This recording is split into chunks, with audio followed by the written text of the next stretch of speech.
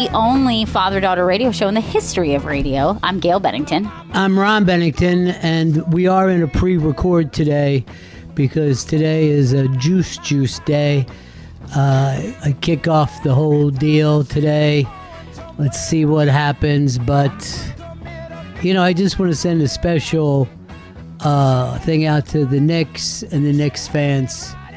Good luck tonight. We're speaking to you from the past about your future, Knicks. In our present, I guess. It's the present now for the people listening, but we're in the past and the Knicks are in the future. I mean, I guess they're just going to sweep another 4. Seems like it. I feel really great about it because, Cleveland has been so up and down and the Knicks have just been locked in. So I feel really, really good about this series. So sweep? I predict sweep. Big fat sweep. They're going to just go to steamroll through these guys. Good. No chance. 0. I love when Earl's in this state, when he's in his confident state. I mean, he believes in his team, and he believes in his city. He stopped believing in the Yankees. It seems like all the Yankees fans have moved over to the Knicks, and now they're getting their ass beat. But Chris Stanley, let's go to the West, the place that you grew up, the Deep West. Who are you predicting to win that series? Give me the San Antonio Spurs in 6. Give me 6. All year long, everybody thought OKC is unbeatable. They haven't lost a game yet. No. But since we were all just watching Wemby and San Antonio, we've moved over, and that's the deal. I'm afraid we might all just are very easily influenced. Do you think that's possible as human beings, that we see an exciting, flashy thing, go, that's the good thing? I mean, that's the way it always was with drugs. So I don't know why basketball would it be any different. Mm-hmm. I think this drug is going to be fun. And my drug right now is Wembanyama. Give me a big old rail of that giant dude. He's unleashed. OKC ain't never seen shit like this. Yeah, he doesn't know what he's saying, Gail. He means unleashed. He doesn't get that you're supposed to use the right words. You don't think that leeches make webs, and then that was your tie-in, do you? Because that's spiders, Chris. I understand spiders make webs, and I understand leeches suck blood, but he is unleashed. See, Ron got it. I just misspoke very quickly. That's not like you. Yes, and you can't do that in this business. You're right. You actually have to say the same thing. Because when we make mistakes here in radio, people die. Okay? Yes. So you want me on that wall. You need me on that wall. It's a place that you don't talk about your little Brooklyn society parties. I love them so.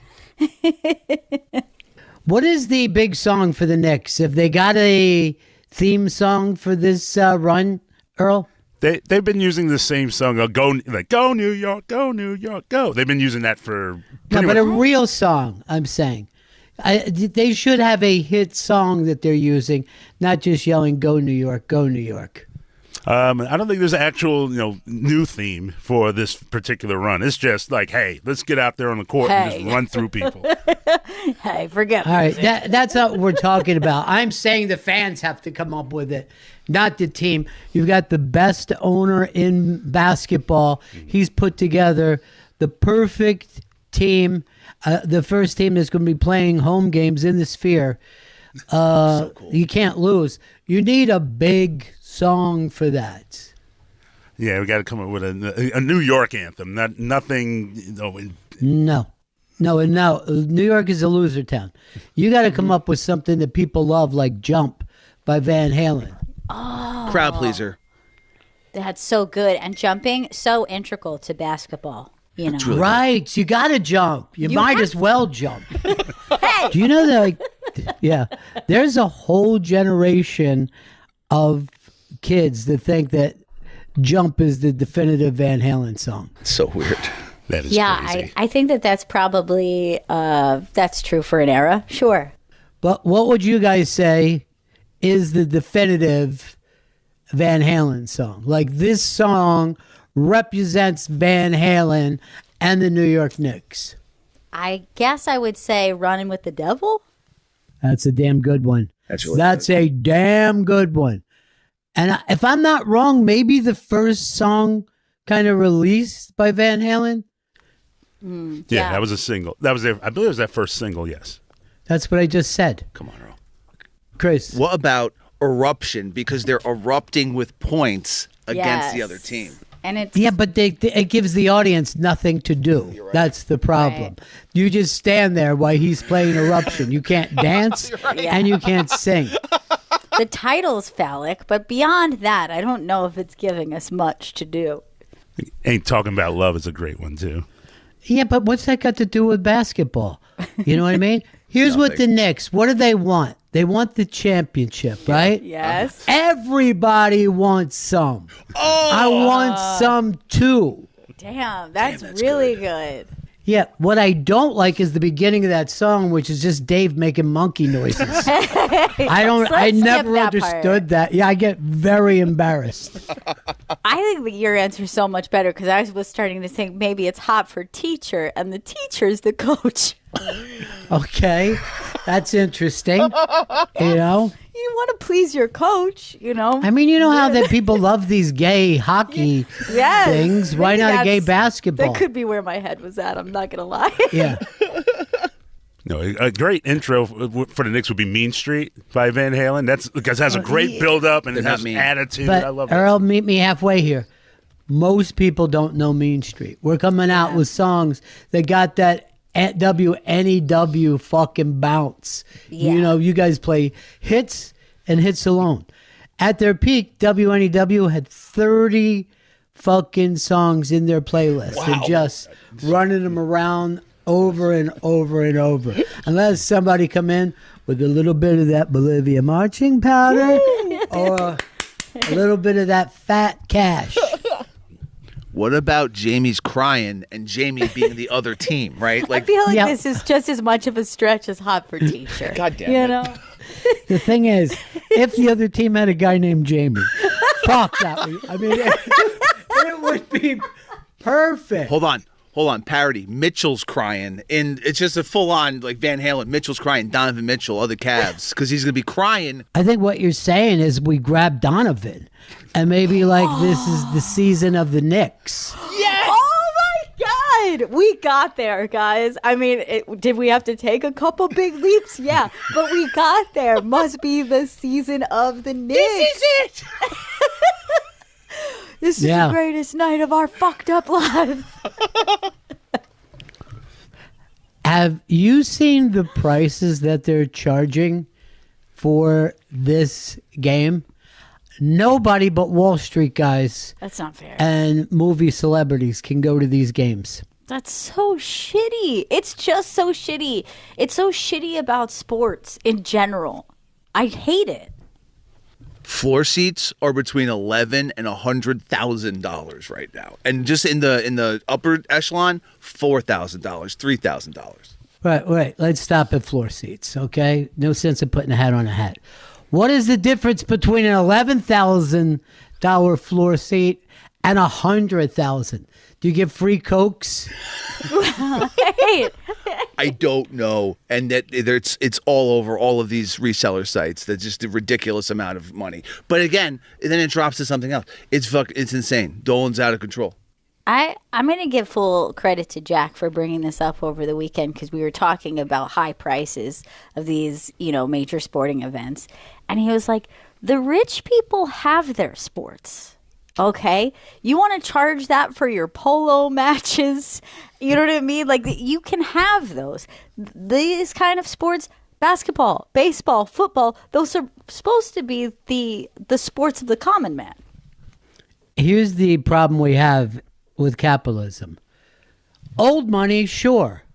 Tennis. Right. Polo. Right. But this is new money.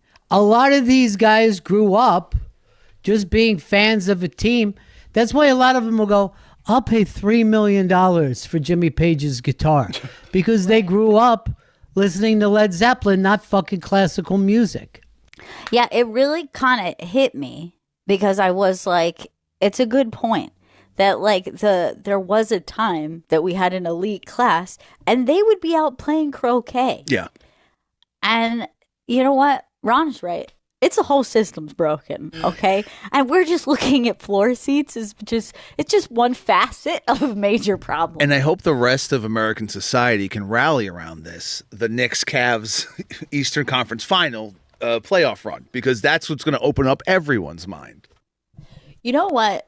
I was thinking about this too, because we've talked a lot about, beers being insanely priced at these games and, whatever. I saw a deal and I was like, this is a Chris Stanley deal. And I'll be honest, it's a Gail Bennington deal. Ow. Okay.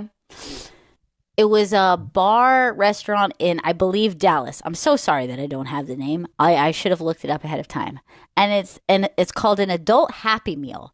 How they're not being sued, because that's actually what it's called on the menu at this Dallas restaurant.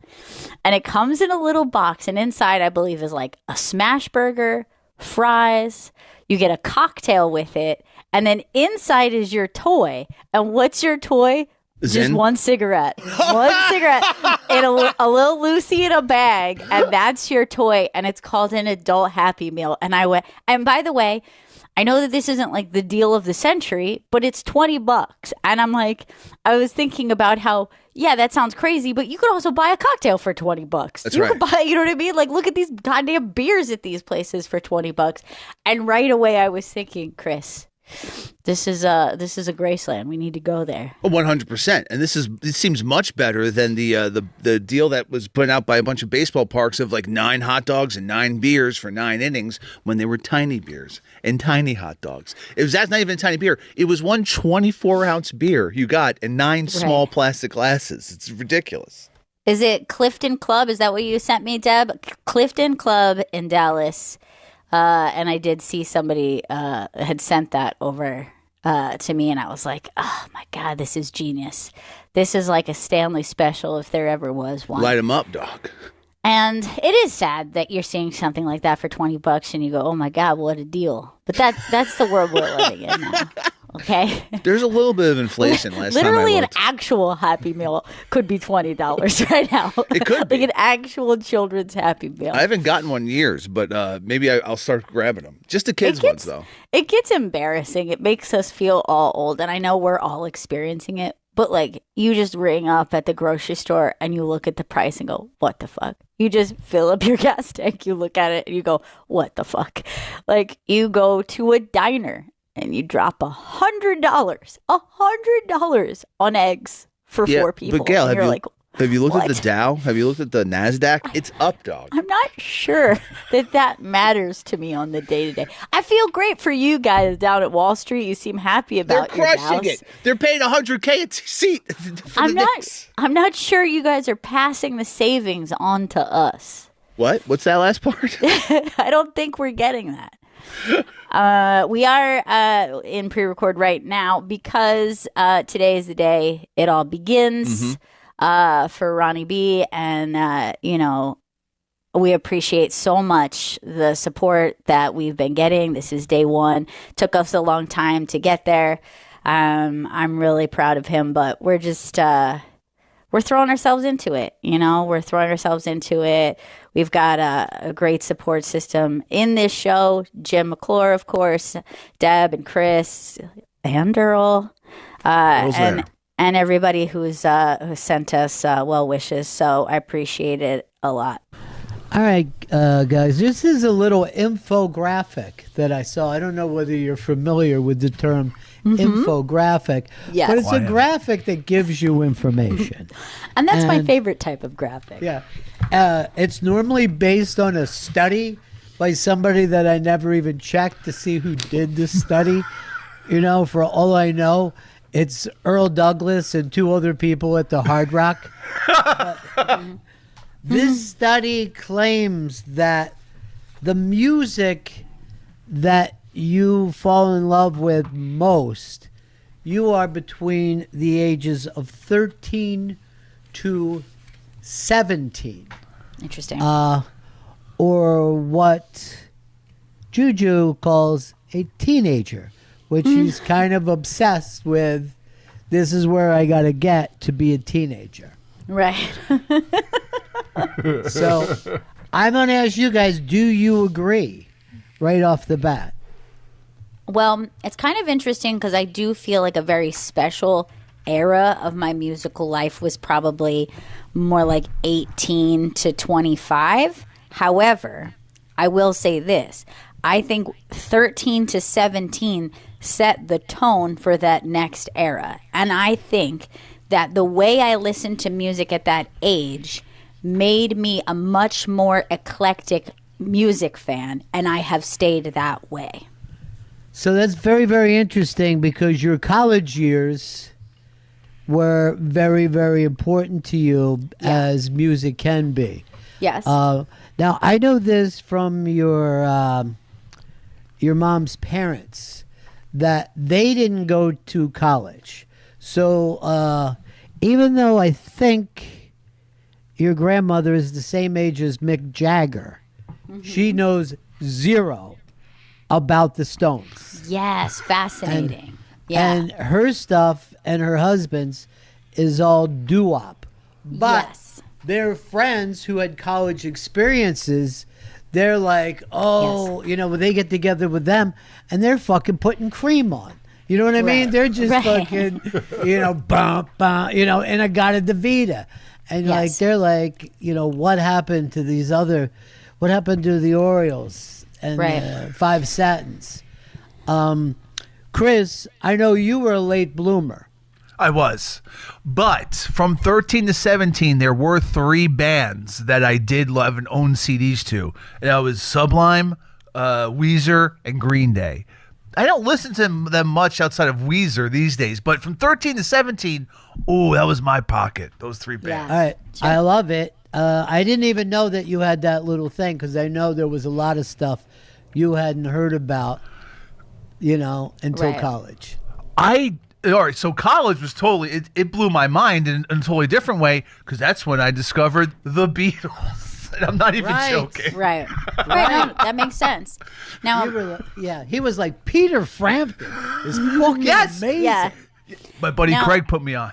Here's the thing, that when I said that era is probably like my favorite as far as the music I listened to is like my college era, it was very much in a very specific genre and tone. Like any of that could have went together and I could have listened to those bands interchangeably, mixtape style. Right. But who I was 13 to 17 and I had just moved to New York City was like so eclectic, I was listening to so many genres at that time period that I was like, I could not be pinned down in one thing. I was going to hardcore shows and punk rock shows, but I was also learning about indie rock, and I was listening to Moby, and I was listening to hip hop, and I was listening to experimental stuff and Chibo Mato and like all this like weird stuff. And I feel like that set the tone of how I am now, that I love different genres because of who I was at that age. Okay, so I understand. So you were a real manic pixie dream girl. So true. Yeah. I was so manic. I don't know if I was a dream girl. Well, you were. And you had the blue hair one day, the green hair the next, the pink hair after that. I was finding myself in New York City. All right, I'm going to give you mine, and I go in the opposite direction because when I was a little kid was the English Invasion and Motown, both. And that fucking era when I was 5 through, 9 or 10, I can sing you every fucking song from then. And did I love and was I crazy about new music 13 to 17? Yes, very much. Very obsessed with kids my own age. But a lot of that I can't defend to this day because it was shit like prog rock and, big arena rock, and a lot of it was embarrassing. And I would defend Tommy James and the Shondells a million times more than I would Jethro Tull. Right. And I don't know if everybody felt that way, but those songs that I heard when I was a little kid on AM radio were just like fucking mind-blowing to me. And I think that set the case. Like, I'm going through a thing where I'm trying to listen to more new music, even though I put that off for a long time, and it hits differently. Yeah. But left to my own devices, you know what I mean? I'm listening Right. to Jackson Brown. I'm listening to Steely Dan. Sure. You know, I can't fucking help it. I have to be fucking pulled back. Right. Now, this is something funny too. So when I was saying during that era, those teen years, Yeah. that I was like listening to very eclectic, I also listened to a lot of older music mixed in with new music. And I had friends who were very narrow in those genres, and I could go to shows with different people, and that was their music, but I had a lot of different. And I remember that a friend of mine was like, I don't understand how you listen to old music. I don't know how you listen to classic rock. I don't know how you could get into that stuff. And I would try to explain, and I would try to like recommend things. And then one day, and this was somebody who mostly listened to like punk and hardcore. And one day he was like, guess what? I like took your advice. I sat down, and there's a band that I love. And it's an old band, and I was like, I couldn't wait to tell you. And I was like, who is it? And he's like, Rush. And I was like, no, wrong one. No, that's not it. You still don't get it, do you? Yeah, there are like guys have prog brains at some point in their life. Yeah. The prog brain Yeah. will get to you. And I don't know if why. And I don't know if all women experience this, because I certainly didn't. And I don't know a lot of, like, I'm not saying there's none. I'm being a little general. I get it. But I know a lot of boys who went through a prog era course. where they got interested in, like, the musicality and musicianship of prog rock. It is fascinating. And I mean some people call Pink Floyd whatever, but everybody goes through a Pink Floyd stage. You're not going to fucking get out of that, no matter who you are. You're stuck in that. But the fact is, when you're 13 and 14, there's a lot of fucking groups that you're like, this is awesome. Like you guys both did it with Sublime. And I Right. feel better about Sublime than you guys do now. You know, but you were obsessed at one point. Oh my God. Well, you know what? It's funny is I feel like now very comfortable with it, but it was like I would liked them in middle school, and sometimes like what you like in middle school, you shed when you're like high school, college age, and it feels Exactly. embarrassing. Then you come back to it when you become a grown ass adult, and you're like, of course this is great. Like, you know what I mean? Like, this is so fun and entertaining. This is very weird too, because when people try to put down Elton John or Rod Stewart, right? I take them back to the early 70s, that initial catalog for those people. And they're like, well, this is fucking great. How come I never hear this on the radio? You know what I mean? But I had to fucking bounce out of both those guys for a long time, only to go back and go, I enjoy the music by them that I enjoy. But I don't know how many Elton John songs I could say I like after 1975, 1976. Right. Yeah. And that's how Weezer is kind of for you guys. You know Of what I mean? course. You Oh, have sure. your golden age of Weezer. Yeah, I have. Yeah, and I feel like for the longest time, I said like Weezer has 2.5 great albums, and I feel like that is better than most people, and so I stand by them Yes. for that. And then a caller called in and was like, first of all, I think you need to rethink your half. Like, just go back and listen to Green all the way through again. And I was like, you're right. That's a full good album. I shouldn't have said half. And then probably we're looking at more like 3.5 good albums. And I think that's pretty commendable. Oh, compared yeah, to it's most unbelievable. bands. It's Like, unbelievable. yeah. If you have 3.5 good albums. Yeah. You know what I mean? That's great. Now, here's the thing. Also, that age, 13 to 17, you're probably going to be rougher on things Yes. Oh, yeah. because you need them more. You know what I mean? Yes. I need this fucking album to be great. Yes. You know? They're and you like judge people based on their choices. Like, even now when I told you that kid was like, I got into Rush. If someone told me now, like, I really like Rush, I'd be like, okay. But Cool. then you're like, what's Glad wrong you're with you, enjoying. bro? Glad you're like, enjoying. There's a picture of me and my two best friends in high school, and where we took a picture of us giving the finger to the Creed billboard in Times Square. And I'm like, I look back. I've often thought, should I share that picture? I'd have to get it cleared with my friends to be like, are you willing to share this teenage picture? We can just put black bars over their eyes. It's fine. But I think it's so funny that like music means that much to you, that we were just like, fuck this for even being in Times Square. Like, it's obviously popular enough to have a billboard in Times Square, and we're like, lame. I saw a thing, it was online, and it was Buddy Rich. I believe it was Buddy Rich. Now I feel fucking crazy. I'm 99% sure it was Buddy Rich, who's a famous drummer from the jazz era, right? Mm-hmm. And he was saying that country music isn't even music, right? He was talking basically about classic country. And I'm laughing my ass off. He goes, I don't know what they're fucking doing, but this isn't even country. And then I went back and read, for years, country music, you wouldn't get played on the radio or at the Grand Ole Opry if they had a drummer. Mm-hmm. They were so anti-drummers What's so weird?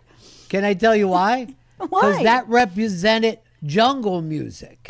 They thought the drum was fucking, the exact opposite of what they were trying to do. Goo! That is not where I thought this was. Being so fucking crazy about this. Wow. I'm so shocked right now. That took such a sharp turn in a place that I had no idea. Wouldn't this be a great fucking movie where a country band in the 50s or 40s or whatever shows up to do a gig and they have a drummer and he isn't allowed, he has to use a different water fountain and a bathroom? Yes. It's like anti-Whiplash. I mean, I don't know. What a fuck. Now he's bringing up the movie Whiplash. Miles Teller probably has that in the back pocket. You know what I mean? He could still drum. I don't think he could drum, and that's why he had to be hit. Is he rushing or is he dragging? Yeah. Now, Earl, had you heard that before about country music? I've never heard that story, and I'm picking my jaw off the floor when you. I only found out just recently, and mainly it was, I think, in next to this clip. It's really always amazing to me. It's like the one good thing about the internet is where you can fucking see something that you've never seen before that happened 30 or 40 years ago. I recently saw a fucking thing with Keith Richards. I guess he was with the Expensive Winos, and he was covering I'm Waiting on My Man, the Velvet Underground song, and he's singing the Lou part, and I'm like, this is fucking insane. And then I sent it to some friends, and one of those friends says, I hate when Keith sings. No, come on. And I'm like, well, look, Mick has to piss sometimes. Yeah, sometimes he's got to. He's a man. It shouldn't ruin it for you. Did you guys find out that at all? So I found I'm just going through I found a longer Buddy Rich interview where he does say it. No. I don't want Buddy Rich. I want to find out if country music could get into, at what year could you have a drummer right in the Grand Ole Opry on it? Yes.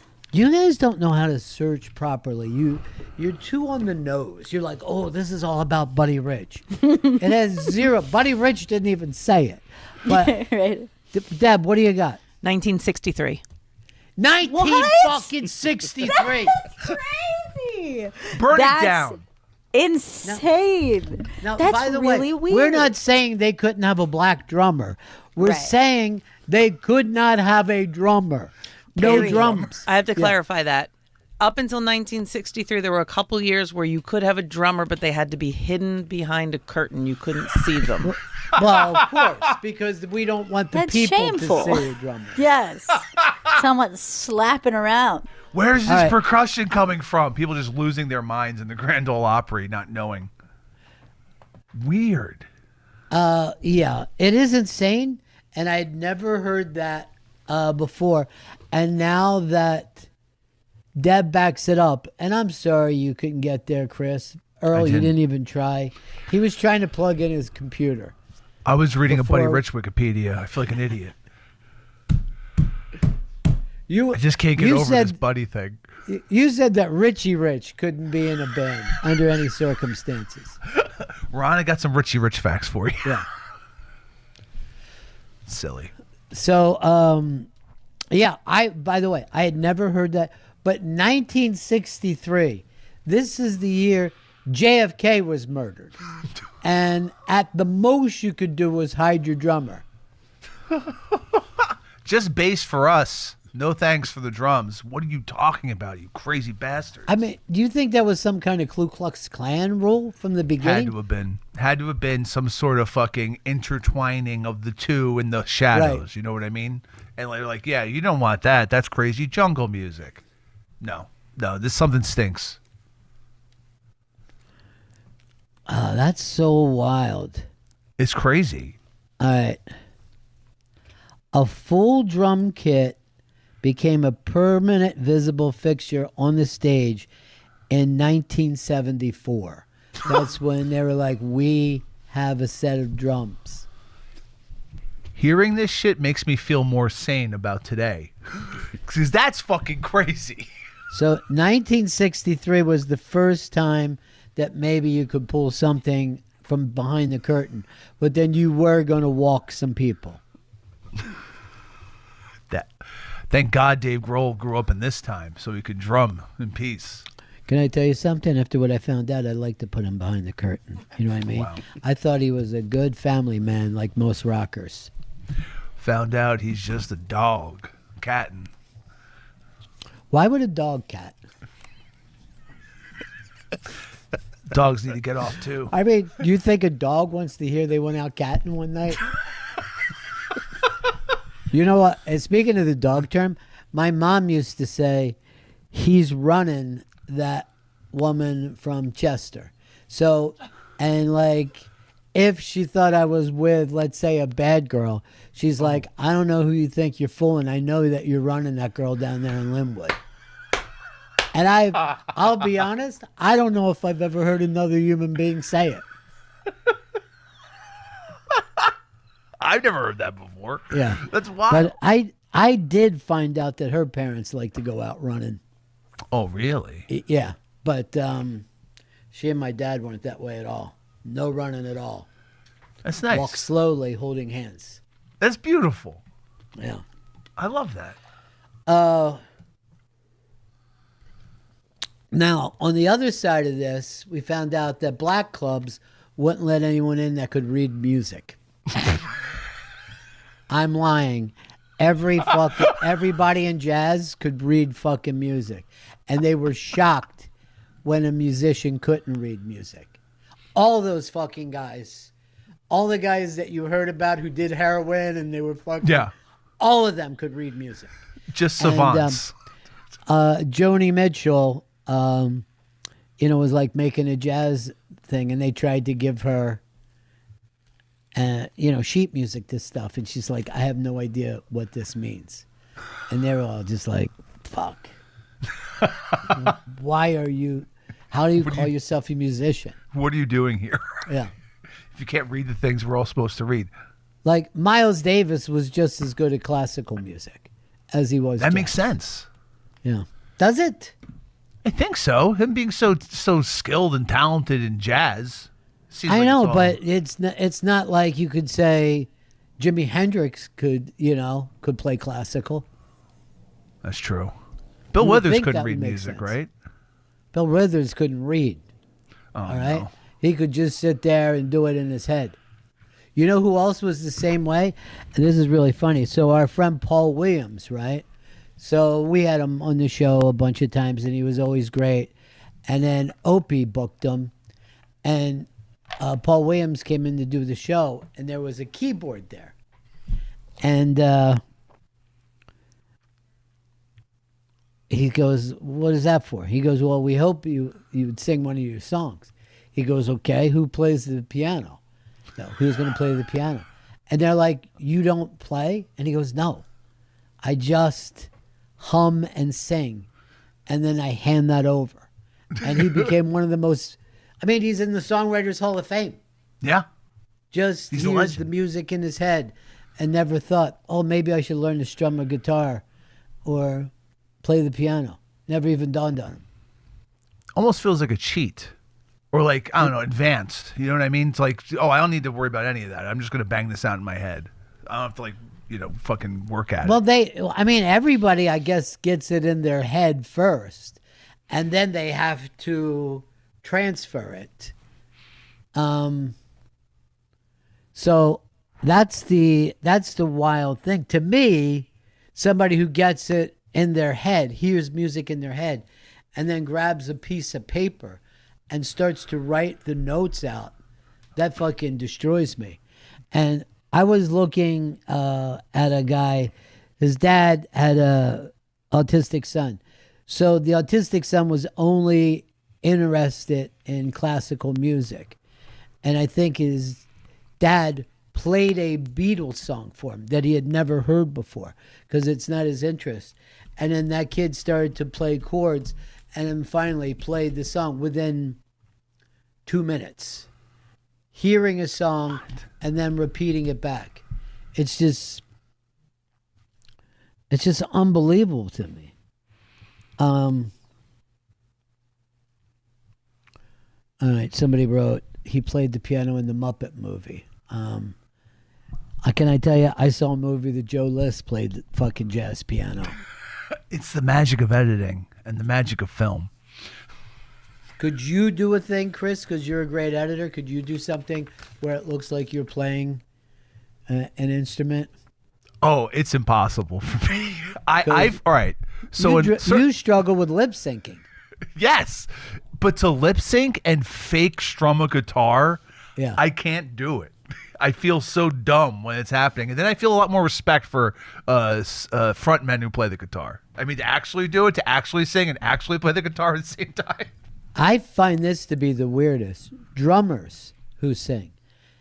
Drummers, now there are a lot of singers who are like, played drums when they were younger.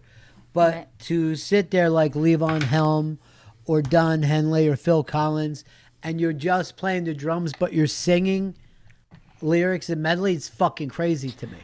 I think that if you're playing an instrument and you're a singer, that probably the easiest would be rhythm guitar, right? That's keeping the rhythm while you're singing, and that makes sense. A little bit harder, I would say, would be lead or even bass, but the really confusing one to me is drums, because I just recently saw a video of someone joking about what it sounds like inside a drummer's head, like while they're drumming. And some of it is counting, but a lot of them is they're going like good, like imagine that's playing in the background of your brain while you're also responsible for singing lyrics. That's crazy. You know, a lot of times when I did the Ron and Ron show, we'd sing along with the band, and I would just be looking at somebody else like, oh, this is where we come in. Yeah. And a friend of mine, as a drummer, he's just like, well, you got to do it on the fours. I go, I don't want to count ever. And it's the same Just with do it like on the floor. dancing. Like you go and take a dance class and they're Yeah. like, well, you just keep counting. I don't want to be at a math class.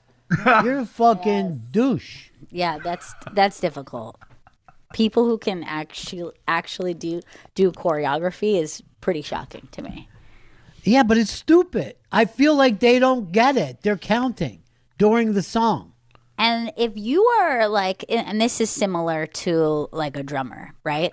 If you are a dancer who, let's say you're very trained and then you go in for like auditions, like whether that's Broadway or ballet, the choreographer will stand at the front of the room and then just say like, and then I want you to like 1, 2, plie into 4-step, and they're talking like that. And then that's a language that they have to understand. And then they're expected to put that to physicality immediately once they go, 5, 6, 7, 8. Da, da, da, da, da, da. Like, that's great. I knew right where you were going with that. And turn. You see all that jazz movie, and you're like, these people, and there are hundreds of them, come in and pick up a step and start going immediately. Yes. Yep. Why someone walks around and they're pointing of like, who's out? Like, you leave. Yeah, you leave. You leave. And you're like, Fat we're all thighs, doing you're the out. same. Yeah, we're all doing the same fucking thing, bitch. Go join Kenkel's backstage and You get think it's your all- stuff and go. It's all based on looks and nothing else. I think a big part of it, especially Yeah. of that era too, Yeah. is like the look was so driven in. Here's what's always funny to me. So Chris will have Earl do a dance that's big on TikTok. And instead of just like showing Earl stinking, which would be hilarious, Chris makes him work really hard at it. But Earl dances like he's in the military. He's doing these, you know what I mean? Like Yeah. really Rigid, fucking robotic. angry, rigid Yeah. moves. And you see that he feels nothing but hate in his heart while he's dancing. You have to access the joy, Earl. And I see it in his eyes directed at me while I'm yelling at him, whiplash style. Earl, this all started Whiplash with Whiplash. Did you just watch Whiplash last night? I've never seen it. Can I tell you, Chris? One more Whiplash and you're out. Just like in the old ball game. You're get getting a 3 chair Whiplashes. thrown at you by the end of this. Now, Earl, you heard the way this started with the 13 to 17 is when people, that's when music means the most of them. And it's basically Stay Gold Pony Boy. It's just that your little fucking synapses are just popping for the first time. And you're hearing stuff that you can't believe and you're falling in love with it. At what age do you think you will start to enjoy music? Do you think it'll happen in the next 3 to 5 years? I've always enjoyed it. I've always, like, when I was... But what age did you... What was your 13 to 17 music? My 13 to 17 music was Billy Joel. That was the first album I ever bought. In Excess, Wait, which Billy Joel? An Innocent Man. That was the current album when I was Wow. 13. Isn't that funny that when you're 13, the new album is what you get? Right. Mm-hmm. That's very true. Now, where do you put Innocent Man on your ranks of Billy Joel albums? It would be pretty low. You know, obviously you got Stranger, Turnstiles, Nylon Curtain. So you went backwards. You went backwards and you got there. And you just loved the shit out of Innocent Man though when you were a kid. Yeah, but the thing about that album was it was kind of his tribute to like old R&B and soul music. So But why? Yeah, but this is the interesting thing. You're a black kid. You're living in fucking basically where hip hop was popping. You know, what is that? What are those projects? well, you had the Queensbridge Queensbridge something? projects. Yeah, the Queensbridge projects is where people from Queens fight people from the Bronx, and where it all started. So Yep. you're living right there in real time, but you're falling in love with these this white music, and then you ended up at a AOR rock station, album oriented rock. They probably weren't calling themselves classic yet, or were they already? No, called- they were AOR then. But then Right. when I was 17, the first Living Color album came out, and that was right. We're not. Yeah. But I'm going by your initial thing. Yeah, but I mean, and Living Color was like you, like they loved, rock and roll music. yeah, but I mean, but the hip hop thing, I fell when I was 13, fell head over heels for Run DMC because it looked like a rock thing to me. They wore leather jackets, they had the hats, they had the attitude, they had the swagger. You're missing the point. How do you go from that to Billy Joel? I made a mistake, but I love the fact that your first album was Innocent Man. It's really unusual. Yeah, it was just And so are you. That's the other part of it that's so fun. You're also very, very unusual. All right, this is the Bennington show. Chris, you said you had something you needed to get to immediately. Immediately, because Ron, like you, I have access to infographics too. Okay, good. This is the infographic show from now on.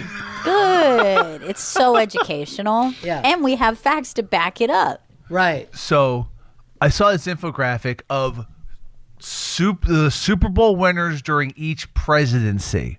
Okay. And I want to know which presidency you'd be down with. Which presidency had the Well, presidency? let's try to guess before you show us the presidents. Okay. Okay. So the 80s, I'm kind of romantic about Joe Montana and that era. And you also had the great Right. Chicago Bears. So that would be Reagan into George W.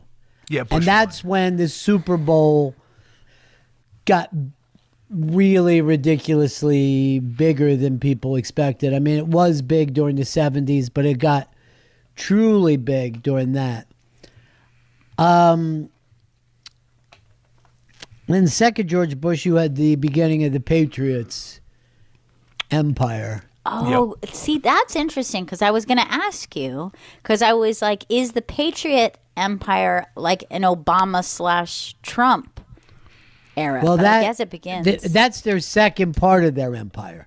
The Yeah. first part was the Zeros, Right. and that that was the big Giants upset year. They'd be considered, well, they are probably considered the greatest team of all time. The 70s. That's the Steel Curtain years, which Yep. the funny thing, like, Montana and the Niner, they were four. And, you could look around like Washington Redskins had like 3 going up to 92 and a lost Super Bowl in there. They could have been the team. yeah. I mean, it was only the last 2 years of the 80s that you could say the Niners ran away with it. So that's not even Reagan. No, that's Bush 1. That's Bush 1. Yeah. And Bush Yeah, 1 had that's- that fucking banger Redskins team right at the end of his last year of his term. Now, correct me if I'm wrong Mm-hmm. on this one, but I believe both Trump era wins were both very personal to me. And that's a Bucks win and an Eagles win. Were both of those Trump era wins? You had 2 Eagles, right? Wins. Yes. I don't think Biden One was got a any- Biden. I think one One was a Biden. which one? Chris The is saying no. first Eagles win was Trump 1. Okay. The second, the Bucks win with Brady was the first year of Biden, and then we had the Trump 2 All is right. the second. Okay. That Eagles gets win. confusing with the switch up All right. there. So the Bucks win that you loved was George W. Bush, your That- favorite exactly. fucking president. Yeah, And, my hero. and that kind my of childhood hero. somehow the Bucks got into the middle of a big fucking run for the Patriots. The Yep. weird thing about that is we were barely paying attention to Brady It's crazy. during those wins. We paid more attention like this guy's a superstar in the year they lost to the Giants, but they were considered like a great defense and a great overall team. Right. Exactly. He was just like the game manager, Brady. And then He was a gay manager? Yeah, he used to manage at a gay club. Okay. And Cool. a big part of that was just handing out towels. Yeah, I mean, it's like being a vibe manager. You know what I mean? And You don't- poppers. Yeah. Yeah, you gave everybody fresh towels and poppers.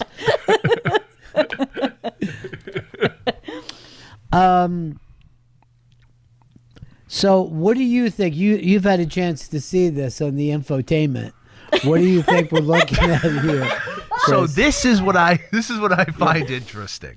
Yeah. Out of all these presidents during the Super Bowl era, only one had a different Super Bowl winner every single year, where there were no repeats across 8 years. There was not one repeat of a winner, and I find that Wait, the most interesting. let's hold that back for a second, because we know it wasn't Clinton, because Clinton had the Cowboys. And Broncos. We know it wasn't Reagan. Nope. I mean, are you going back to like an LBJ? Is that where we are into this? LBJ had 2 Packers and a Jets, and he was a 1-term. You're right. All right, well, wait a minute. Who are the only 2-term guys? You got Reagan was a fucking 2-term guy. And we already Bush. said, yeah. Clinton. And Yeah. also, this doesn't seem interesting to me. I like a super team, not some fucking rando who pops up every single year. Well, this dude, this Prezzo, fucking was the rando Super Bowl Prezzo. All right, let me ask this. I'm was not it gonna the say president rando of our Prezzo. country? Yes, our country. Or was yes. this a Canadian fucking president? These are Earl, do American. you have a guess? I was going to say Nixon, but he didn't finish the second term. Correct. Nixon is the only president to have 5 Super Bowls underneath his belt. Wait, you're just asking what is the president with the most Super Bowls? No. He's saying with the least amount of good team. I don't know why. I don't know why. I think the Obama Yeah. ones are plentiful, but they're very wait, eclectic. Let's go to that. That's what he's going for. So Obama. That's so specific, was- though. Yeah. Well, when you have terrible. the infographic in front of you, you fucking. All right. Yeah, and I don't. So don't act like you're better than Can us. I have tried to push Obama out of my fucking head because those Super Bowls were so damn boring. Bingo bango. I'm gonna go through them with you right now. Okay, I don't said want it first, you to. but he gets the bingo bango. Ron put it very succinctly. Yeah. Steelers, Saints, Packers, the second fucking Giant Super Bowl against the Patriots, that Ravens defense team, the fucking Steelers defense, the Seahawks Steelers, and then the Patriots and the Broncos. I mean, it was a defense heavy 2 terms for him. Two terms, and we couldn't get anybody fucking going. Which also tells you defenses are harder to keep together than offenses in the NFL. Well, they get injured. It's bad, man. Yeah, everybody hurts really bad. So you know what I'm saying right now? Do not bet the Seahawks for this upcoming Super Bowl. What, is Obama fucking on- president again? Based on what? All right. Earl, let me ask you this. How did you miss the Obama? That was just because I'm thinking 2-term presidents. That should have been the gimme. But you didn't. That's what I'm saying. I didn't do it. Yeah. You didn't do it. I think we're trying to forget those years. You know what I mean? Because We were so wide open innocent. borders. Yeah. We like It's, the on this innocence. infographic, it says a Yeah. drone won one of his Super Bowls. Can I tell you? Obama was a tax and spend president, where now we just have a spend president. Spend an inside trade president. Fuck. All right, I'm going to throw it to break here because I've had it with this bullshit. You know what I mean? It's infographic, though. But here's the thing. You had a great infographic, and then the next thing we know, you've derailed us into a hat on a Yes. hat bit. did. And you acting like he was the greatest president because Yeah. no fucking team came out that represented an era, which And I even- always hate. And then even though I said Obama, you waited for Ron to respond, and then you gave him my bingo bango. You should. Ron came in with more confidence, Gail. You were Tell ya. questioning it. But I That's was just stolen trying to valor, understand your bro. dumb premise is also Yeah. part of it. It's not my You know premise. what? It's the infographic. Can I tell you something? Women aren't country drummers, okay? They have every right to Yes. be seen and heard. Makes me think And of a Earl, movie. how did you not step up when you saw what was happening? I failed. Okay, you can't. You can't. boy, He that never was a liked really Obama in the long first I place. can't fucking dead air the leg fucking bit. of I should have went time. straight. That's my fault. I was heading straight in. I saw that we were all having fun. I threw it back to Earl, and he was just like,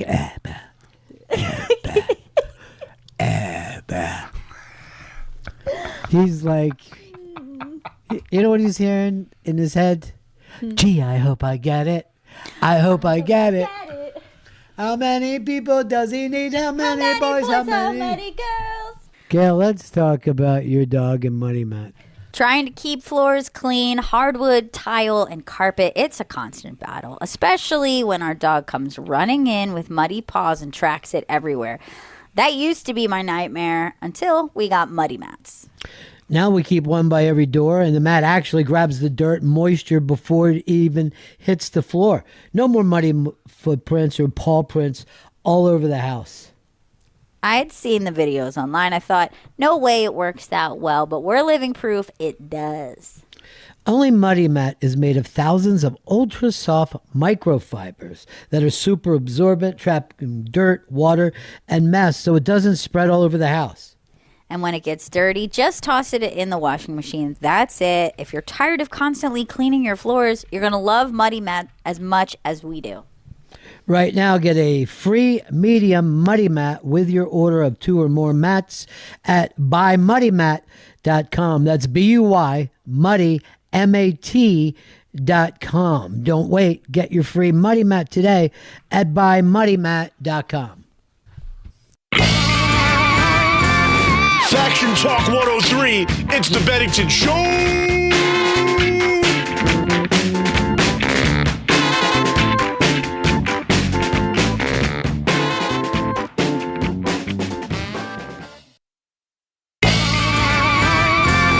Faction Talk 103, it's the Bennington Show.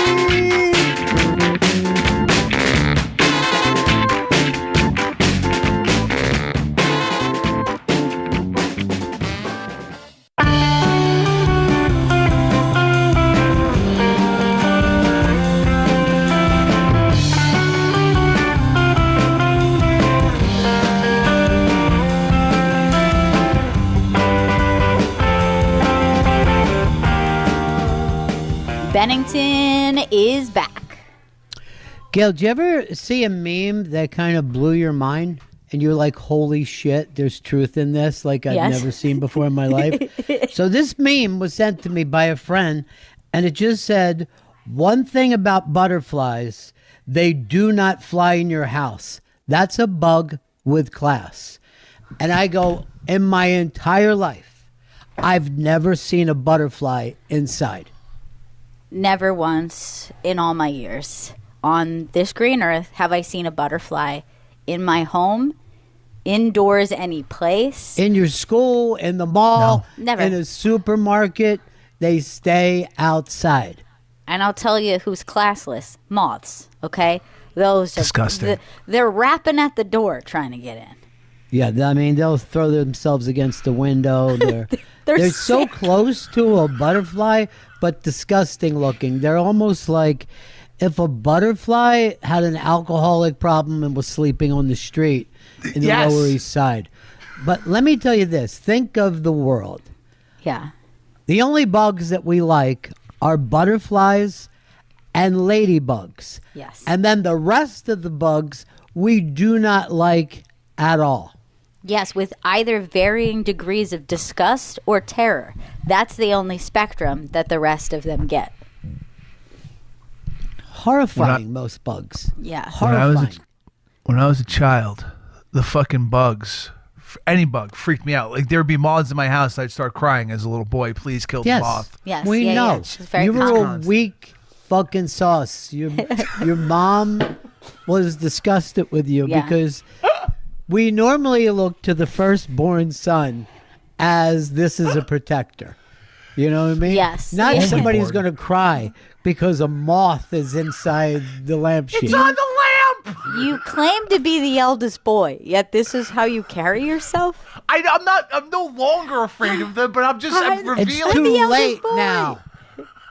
Here's the thing. He's the eldest boy and the baby of the family. He's both. Isn't Yeah. that the strange thing about an only child? And yet, they're almost the middle child of the parents. You know what I mean? Like Right. Oh yeah. they have all the bad qualities of all three of the positions of siblings. Sure. not one good. They're the only kids who are like saying to their parents, "What are we doing tonight?" You know what I mean? All I thought to myself is, "How do I get out? How do I get a little freedom?" But the only child is like, the three of us are going out to dinner. I saw a video of a girl sharing like what it's like to be the adult only child of a family and coming home. And it was her kind of doing a dance in every room and realizing every room is a shrine to her and her accomplishments, her gymnastics, her academics and awards hanging. Her whole house is just a shrine to her. It's strange. And that's why they are shocked at the way the world works. You know what I mean? Because they have only done wonderful things and the only people that they know. And then they go to school and they find out the truth. They're somewhere in the lower part of the class. And they're in there crying that a fucking ant or a fly is on their leg. And there's no one going to help them. Please help me. It's a moth, Chris. It's not a fucking dragon. I felt like it was back then. I was much smaller. You weren't smaller than a moth, bro. This isn't Honey, I Shrunk the Kids, dude. Yeah. They don't understand. When an Earl was a kid down south, he used to be afraid of a boll weevil. And not so much that it would touch him, but it would wipe out the crop. You need them crops. But I do believe they would eat crawdads. Oh, my God. That's horrifying. And when Something there was that could no eat a crawdad, we ate sand.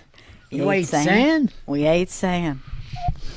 Crawdads are definitely the cockroach of the sea. More so than even the shrimp.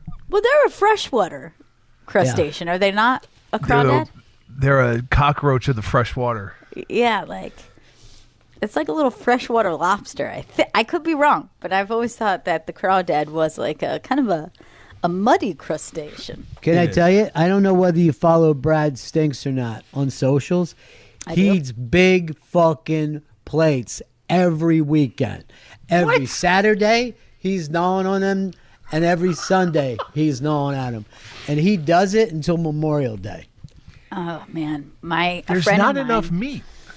There's not enough meat, but you could imagine, similar to a shrimp, but with more work that you're doing.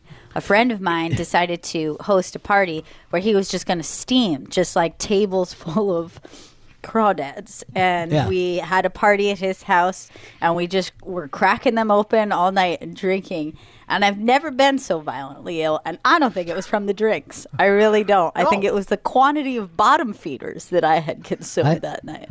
I got to make sure that he's eating crawdads. Somebody look up his Instagram, Brad Steiner, because he eats them steamed and he eats a pile of them.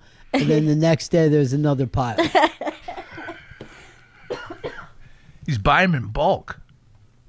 Well, he goes to restaurants. I guess he finds whatever kind of fucking swamp restaurants exist in the New York City area. Dude, the amount of swamp restaurants that blew up over the pandemic, and yes, you're correct, these are crawdads. These are crawdads. Yeah. And that is New York he's in. Look how happy he is. Oh, wow, yeah. And he's just sucking them out of there. That's like the 800th one he's eaten. Yeah. Yes. But he can't get enough. It's the amazing thing is what comfort food is to each person. Right? Here's the thing about life. We are such individuals that we can barely have conversations with each other. We can't come to agreements on what tastes good, what sounds good, what is good to read, what is good to look at. We're in a constant state of fucking debate where now people are going back and forth on pizza as if it's something that needs to be debated, as if it was a civil rights law. There are things that is just like, to me, it's like so cut and dry. Like, if you just take cilantro, for example, there are people who love it so much, they're like, I can't accept a taco that isn't piled with cilantro. And then there are people who think it tastes like soap, and they actually gag if it touches their tongue because they feel like they're eating a non-food. It's the same food. And obviously, two different types of people having two very different chemical reactions to it. Here's the very funny thing. So we know a lot more about the brain than we ever had in history. We know what causes this, what causes that. We haven't figured out in the brain where sadness comes from. where disgust comes from, where elation comes from. We have no idea why things can fucking hit everybody the same way. One person is on cloud nine, next person grossed out. Okay? We can't. I look at the way people sing Mamma Mia and I feel insane.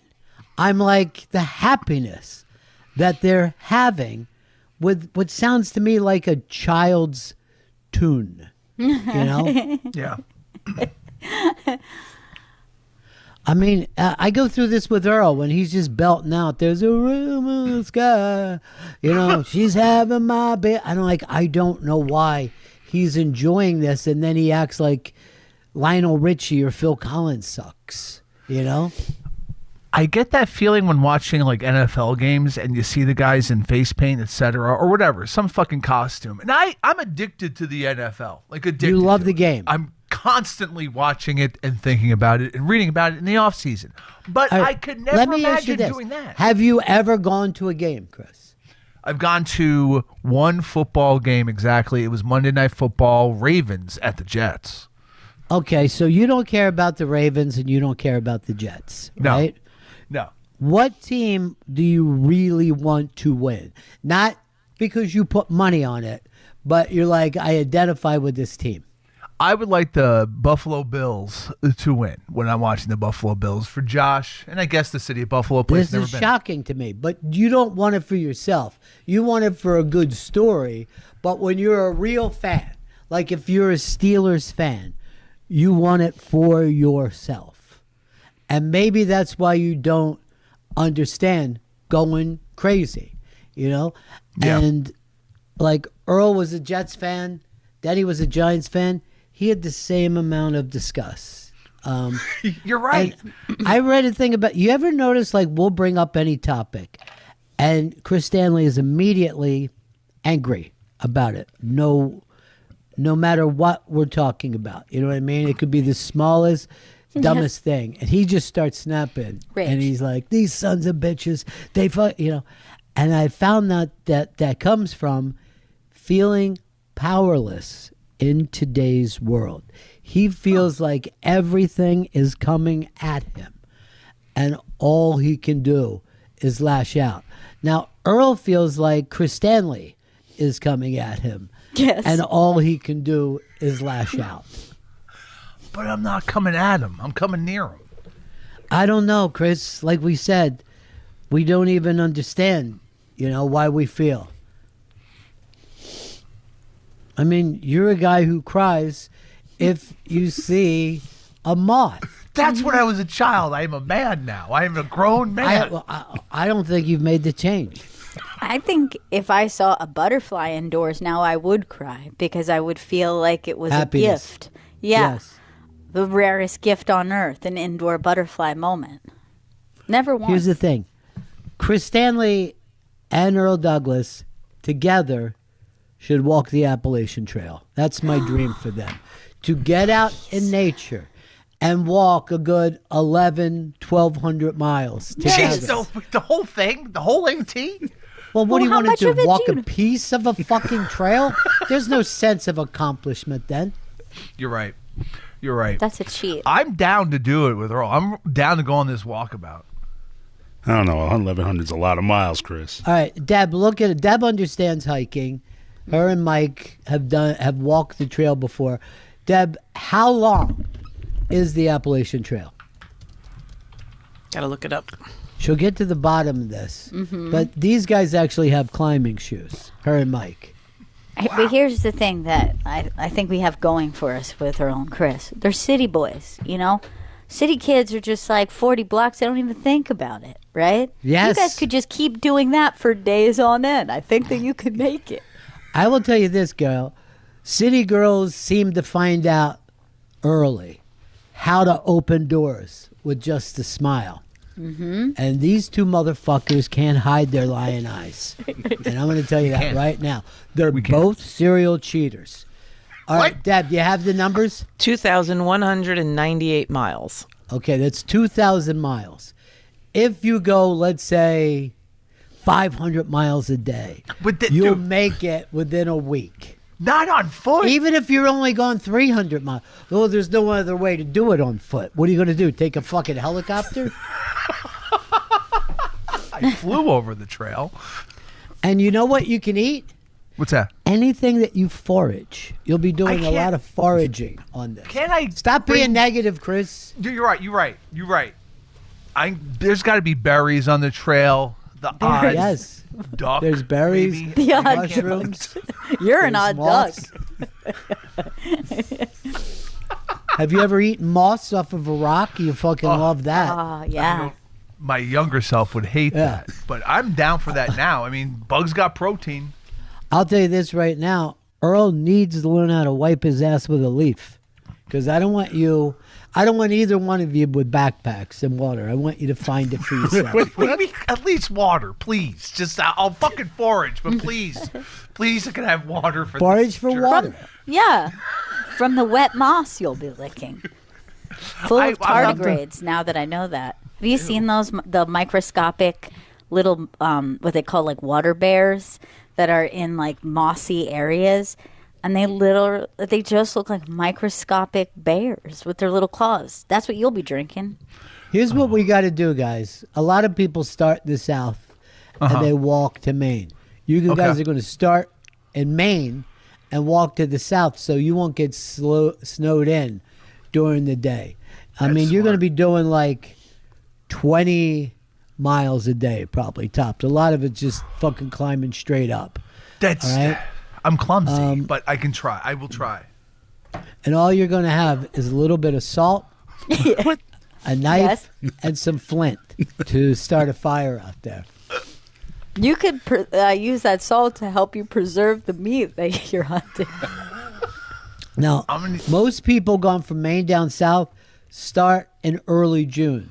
So you got 2 weeks to stretch. Yeah. I'm gonna need to stretch. That's for real. My only reservation. There's only This is the one. first thing I thought about. And look, the fucking foraging, the no water, Yes. the eating bugs, that's fine. It's being one-on-one with Earl for all these months. He's just going to talk my fucking ear off. Can I tell think you? you'll I got an appreciate- idea for this still. Yeah. It was a movie I saw with a kid when I was a kid. Tony Curtis, Sidney Poitier. And the way they got along, they were chained together at their legs Okay. and trying to escape Johnny Law. So what I'm going to do is give you a 2-3 day head start. I'm going to hire a couple of hillbillies to hunt you guys down. What? And All you right. keep fucking moving Yeah. to save Yeah. your own lives. It's good motivation. Are we chained together or are we loose? Earl We're and chained together. I. Okay. Earl, what is a very- movie was that? The Defiant Black ones. Snake Moan. Thank you. The Defiant Ones. It's a fucking Turner classic. You know what I mean? When you see something on Turner Classic, you should say to yourself, I'm going to fucking do this. You know what I mean? It's time for me to finally man up. Because I'm going to tell you this. Chris, you're going to Yes. come back a lean, mean fighting machine. Okay? I like the sound of that. Long days, little food, almost no water. And you're going to get back here. It's the water And- part. Then. Earl, you're going to learn how to grow a man's beard by the time you get back here. Oh, this motherfucker gonna look crazy by the time we get out of here. He's going to look handsome. He's gonna look like a prospector. He's going to look like he's the shooting guard for the Cleveland Cavaliers. You know, I'm excited for this now to see his beard come in. I know, it's As he's gonna be talking to part me of the about the fun. Hard Rock. And his fro. Yes. Oh, that's good. Yeah, no razors. We're both growing everything out. Pubes too. But what are you normally doing? Shaving your pubes? Like a fucking neighborhood girl?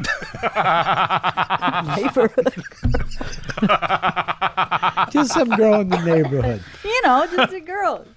Yeah, it's not that she's great, but she's local. She's there. She's very close. And just think, this all started thanks to the thought of a butterfly indoors. The amount It's a of butterfly butterflies- effect. Yes. Yes, this is the butterfly. This is a literal butterfly effect. Can I just say this to you guys? Maybe it'll help you going. Dog and butterfly in the air, they jump so high. This is I don't perfect. know why they jump. Can we bring a so Bluetooth speaker? high. Jesus Christ, who's gonna fucking talk during a beautiful song? Like, how could you do that during that high note? He was hitting you know his what? perfect falsetto, and he's like, "Hey, can I drink a Bluetooth?" I don't sound like that. Like a fucking asshole. Did A Bruno. Yeah, please do a Bruno. it? Earl, you better just have some sound canceling fucking Come headphones for on. yourself. He's the one who makes all the fucking noise and talks I don't constantly think so, one-on-one. Chris. We I don't know think this. so. Chris, you're going to be farting the whole way through it. I got to. Okay. I'm tired. From You know what what? food? You're Why not does going to force everything- for shit. Can I just say this? Yeah. A listener recently said something specific about a fart bus, and I laughed and I was like, wait, why is that vaguely familiar? And he said that when Chris said that they would take the bus to the Hall of Fame, to Cooperstown, Earl screamed at him, "I'm not taking the fart bus with you." Like, as though the whole bus becomes a fart bus because Chris is on it. All right. I was crying laughing when he But reminded me can of I that. tell you? Everyone why farts. does Earl constantly go to the bunghole for his humor? He You know does. what I mean? He does. He is right up in the hole every He is. time. That's your wheelhouse. And Chris, you can't have any smokes either. You're gonna have no vapes. Just, No. Let's not make it He fucking can bring negative. vapes. Let's do it like for like a belief system in each other. You're a team. I believe. Look, there's no water and no food. Okay, nothing was said about vapes or vape juice. Look, here's the deal. There is no meat in team. Think about that, guys. Yes. You would need an M, an E, and an A, and a T. And that doesn't exist in team. Pearl of wisdom, Ron. Why don't you just, instead of fucking acting like everything's a pearl of wisdom, go, hey, Ron, you just spelled meat. Okay? You literally just spelled meat. Speaking of which, I'm going on the record. I play Wordle every single night of my life. I will not, under any circumstances, be watching Wordle, the TV show. There's a Wordle the TV show? Coming soon. Savannah Guthrie is going to be hosting it. That's And not I guess now necessary. we're going to watch other people play Wordle while we sit Yeah. there. Yeah. Well, we yell letters at the screen? Like, Yes. that's not entertaining. That's not. It's a very fun game for you or your closest of partner and you together. But that's as far as it goes. That's not a team sport, and that's not a spectator sport. No, spectator is the problem. No. Like, we used to play hangman in this country. Now you got to fucking sit there every night and try to guess the letters and nobody's listening to you. What's the one where I don't think it's, well, maybe it's similar to Password, but it's like a more modern take on it. And they're giving you the answer here. You can see it on the screen. And then you're watching the other person and they're giving clues of like the word they can't see. I think it's similar to Password anyway, right? Maybe this is But on the the- Game Show Network. Yeah, it's something on the Game Show Network. I've passed it 1 or 2 times. Every time I go, I don't want to know the word. I want to play along. You know what I mean? I can't. Right. So I'm just watching this guy guess wrong. Let me play and see if I can get it before he does. Like, it's so dumb. Like, why would I watch that then? I can't even play. The old password used to start like this. And the password is turntable. And then you go, oh, how can you not get this? Right. You know what I mean? It's turntable. Right. It's fucking easy. Right. I just heard the asshole. He just told me. I know it. DJ? Everybody in the audience just fucking heard the word turntable. And I always thought the easiest clues ever was $10,000 pyramid. It's just like you'd have to be an idiot not to win the $10,000. Oh, okay. It's now $25,000 pyramid. Guess Ooh, what? nice. That ain't worth the fucking 10,000 I saw. 10,000. You used to be able to buy a house with it in the suburbs. Right, exactly. We need to properly adjust that for inflation. I hate inflation. I hate everything about it. It's just Sucks. fucking confusing. I think no one should be able to raise the prices on anything. It should all stay the same. Everything stay. Does that make sense? Does that make more sense than this shit? Do you know what we used to call movies? Nickelodeons. Yes. A nickel. Guess you could why, get in there, Chris? Guess crank why? it. You could sit there and crank out a Nickelodeon for yourself. The early Nickelodeons was all porn. Their version of porn. Makes sense. As soon as we come up with a technology, we immediately go, how can this be like pornography? How could this show sex? Do you know how many guys are fucking AIs right now?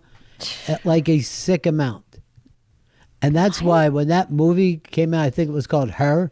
Yes. Yeah. With I'm like, this is a horror story. We're watching a horror story. And now it's And a reality. people refused to fucking believe it. And they were going, there was no place in this where it turned into horror. And I was like, yes, a man sitting in his house fucking having phone sex was something that doesn't exist. Yeah. It's disturbing.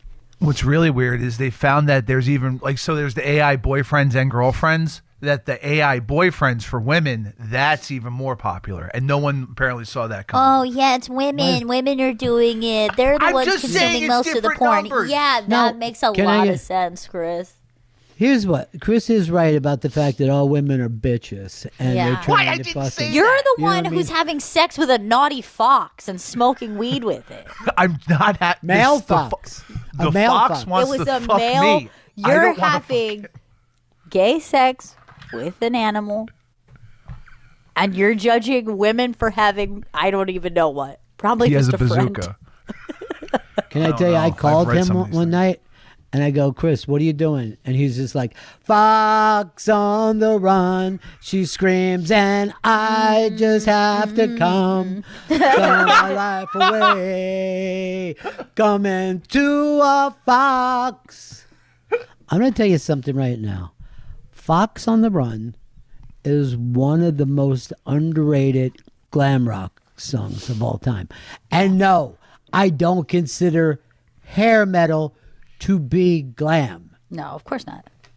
Well, they do. They shouldn't. They'll actually call it like glam. And I go, it's nothing glamorous. They look like girls from Long Island. That's not glamorous. Yes, that's the lack of glamour. The Black Rock Coalition puts hair metal in the glam.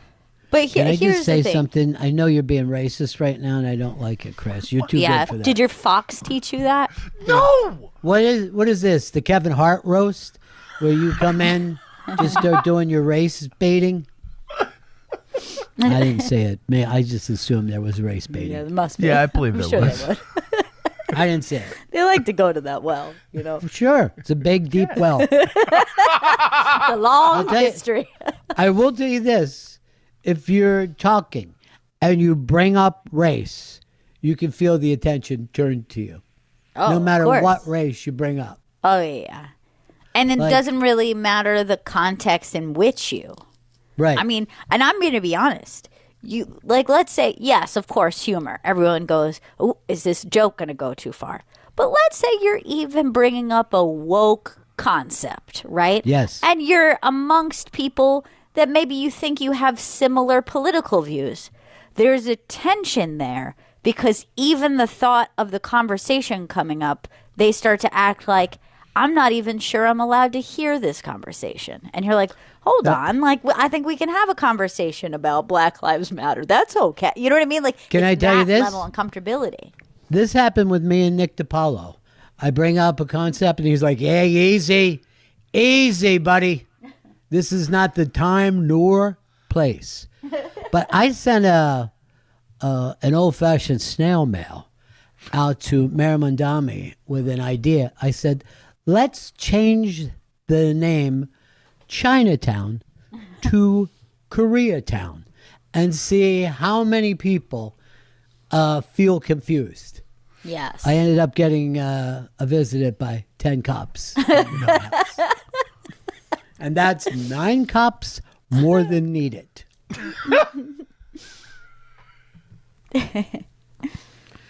Koreatown's in Queens. Earl, how close do you live to Koreatown? I'm on the other side of the borough. I mean, but What's that mean, the other side? You're far from it? I'm very far from it. Do you ever go over for some nice Korean food? I do not, and I should. But there's also a Koreatown in Manhattan too. There's like I guess you would say it's like south of like. It's like not Midtown, but like south of Empire State Building. I don't know. Can I tell you it's a something? block over from I've me. been to that Koreatown. It's a block. Go to Yeah. Queens, Koreatown. Yes, it's true. It's a long bus. It's it's a a neighborhood. $17 Yeah. fucking cab ride to get across it. Mm-hmm. When I went to South Korea, their Koreatown, they just call town.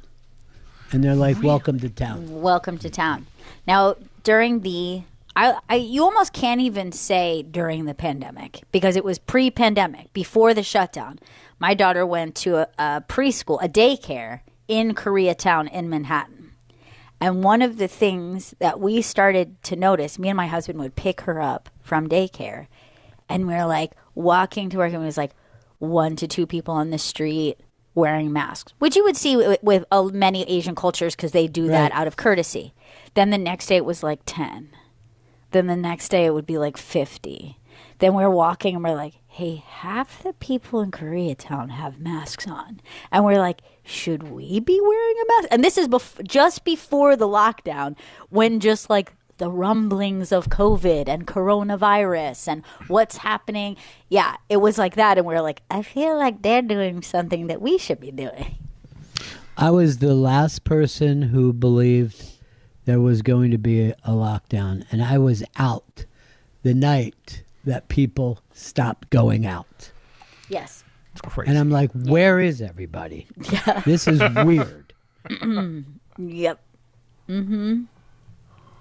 And where people were, well, if you remember, we were going to do a show in Manhattan. The Creeps on a Friday night were up at some casino upstate, and then Saturday, and you were like, I'm not sure if I should be bringing the kids to that show on Right. Saturday night. I did not want to bring Juju to that show. Oh, it was just Juju. That's Yeah, right. 'cause Frankie we wasn't born didn't even yet. have a Frankie yet.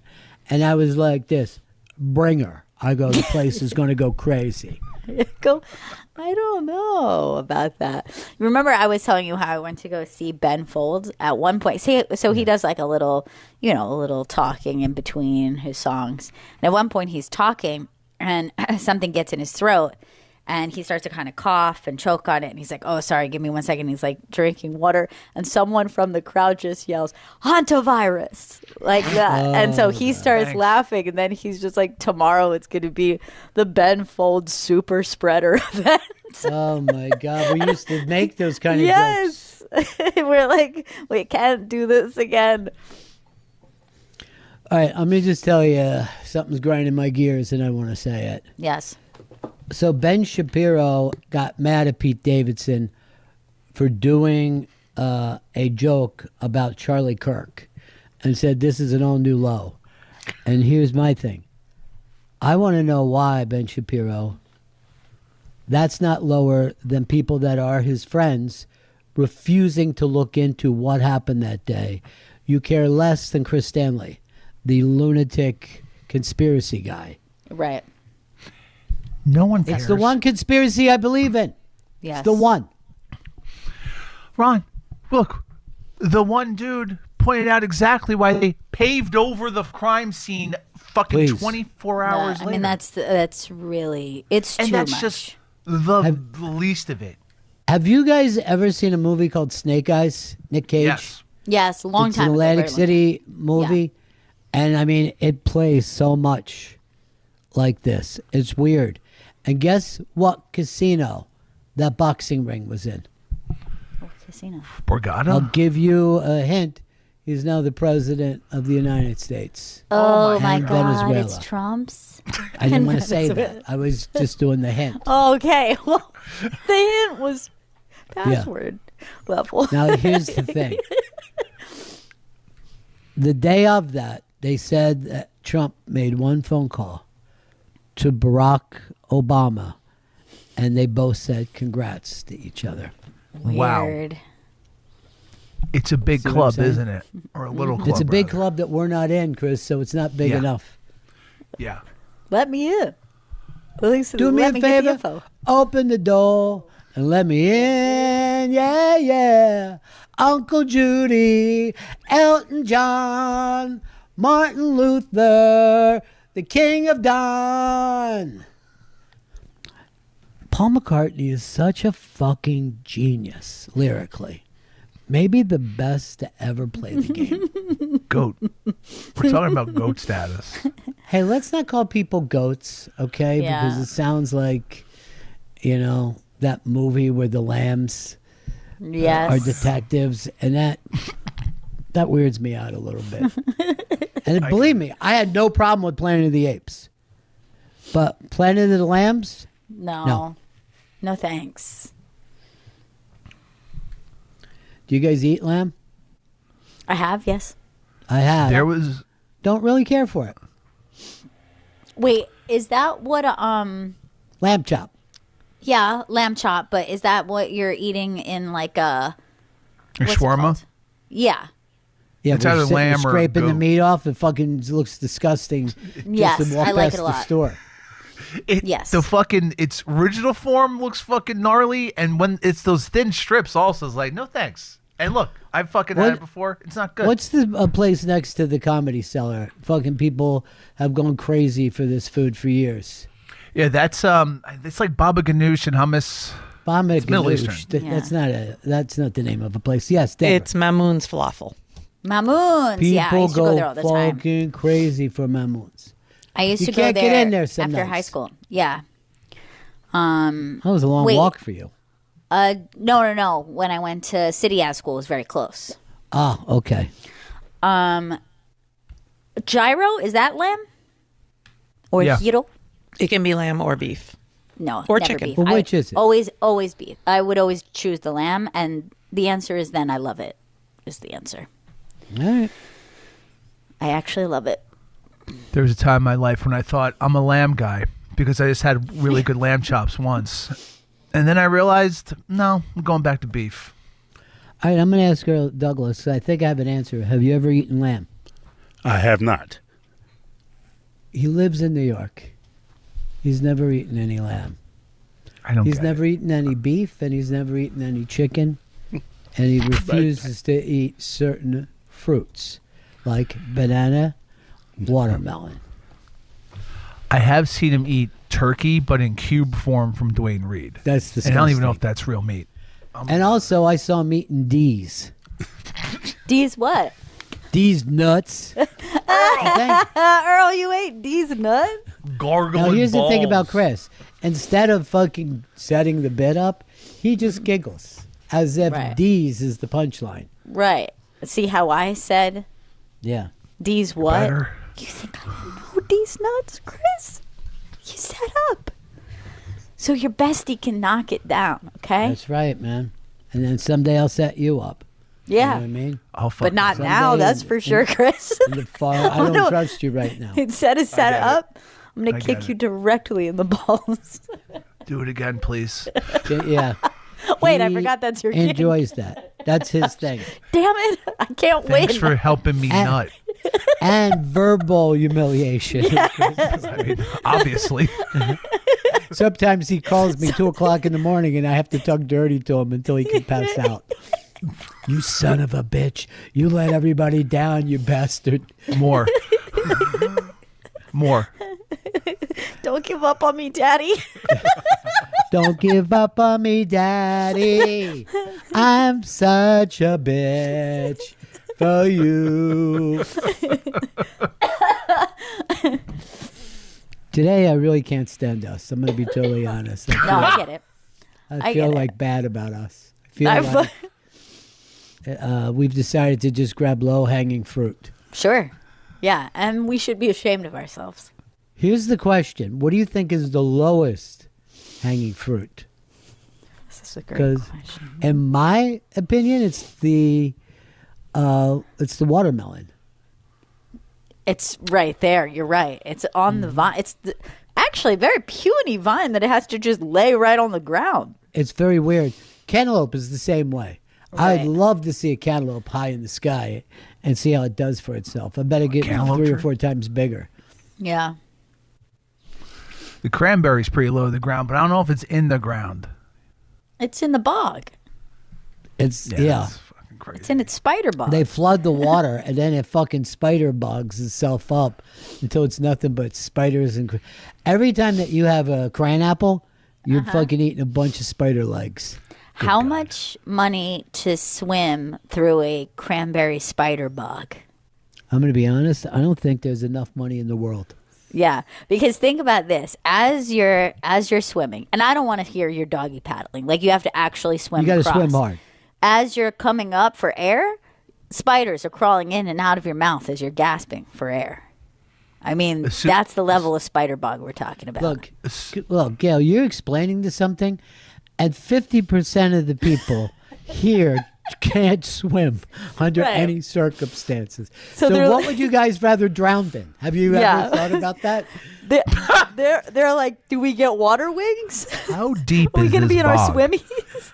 How deep is your bog? How deep is your bog? How deep is your bog? God, that song makes so me very cry. filled with spiders. I'll tell you something right now. For Chris and Earl, it's just as dangerous for them to dive into a pool as it is for them to dive into lava. There's no fucking means that- survive. Yeah, The dichotomy. Neither one of them can you Like- survive. Yeah. Assuming I could swim though, $12,000 for the. 12 grand. We can't need it. assume that you No, can swim. we can't. And I'm gonna in do it good anyway. faith, we can't give you this money because we're not trying to get people to actually die during spider bog. Yeah. My new reality show I've just started. And I think it's going to be better than Wordle. I really do. Hey, Boggs should host it. That'd be fucking First of all, that's a great idea. And I know for a fact he's free. I've checked on that many times over the years, and he's willing. I'm do it. Wade Boggs, and this is Spider Bog. And then a drone is just a drone shot, and you see a giant bog filled Spider with spiders. Bog, Spider Bog. Wade Boggs in a spider bog. 200 good hits show. for 15 years. Now he's at a spider bog. Look out. He's in a spider bog.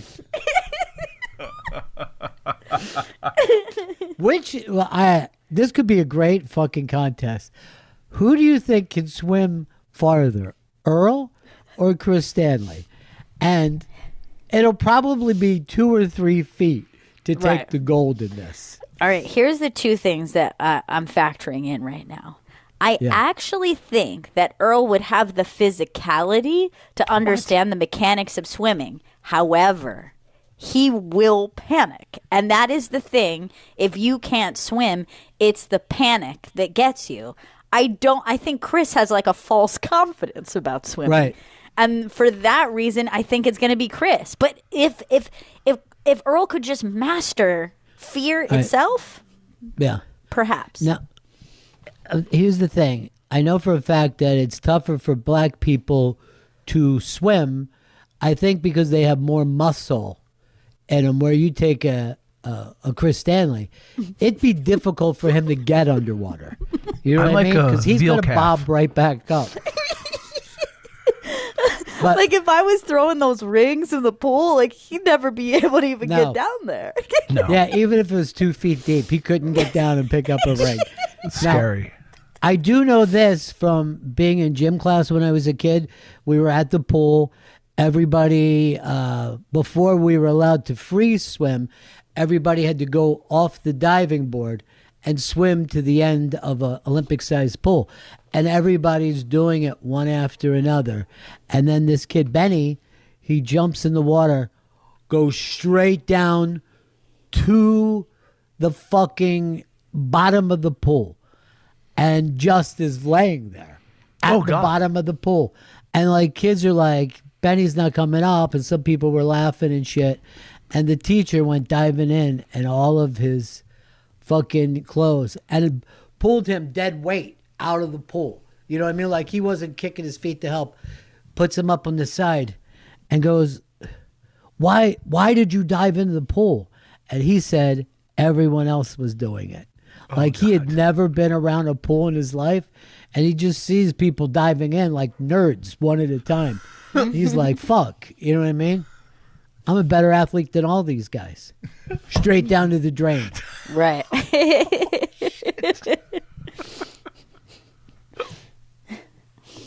But Earl looks like he's choking right now. Were you picturing don't- yourself as Benny? Yeah, I was just like, I just had this flashback. Remember that show, The Superstars, where they No. had it was a show on ABC called The Superstars, and they had it was the athletes having athletic competitions. Well, what else are they going to do if they're athletes? And I'm trying to remember. I think it was like Joe Frazier or something like that. And they had the swimming competition, and they jumped and he couldn't swim, and he jumps into the pool, and he just kind of was flopping around like Yeah, you know what? You took my story and you put a much more famous fucking boxer in it. But I'll top that. I worked in a motel, and Joe Frazier was there with his band. And when it was time to pay the bill, they all went out the fucking window. They went out of their way to ask for if everything could be on the first floor. And I'm like, Joe Frazier fucking is drawing so bad he can't pay Ramada Inn fucking prices. You'd think more people would want to see it. I mean, it wasn't good, Chris. I'm going to be honest. But Joe Frazier was a retired man. This probably was late 80s, early 90s. He comes in and does the Ron and Ron show. So we have a great time with Joe Frazier. And then it was time to take a picture. So we're both on each side of Joe Frazier. He takes his arms and puts both of us in a headlock, and he's smiling while he's taking the picture. And neither one of us even attempted to move. We just stayed there. Nope. Like your big brother had you in a headlock. I'm a and you're like, baby. I'm not going to fight this. Nope. Holy shit. I was just saying a prayer. Muhammad Ali would come and help me. The same prayer that I said every night when I went to sleep as a little kid. Well, that's it for us today. I hope you enjoy this song by Joe Frazier. I don't know. We don't have any Joe Frazier songs, but it would be funny if we were just playing a Joe Frazier. And you think with all the producers, they would go, I wonder if I could find a song by Joe Frazier. Not I feel one like of they're them just going to attempted play it. the Frasier theme. Oh, my God. Toss salad and scrambled eggs. I got it again. Stay safe. Stay cool.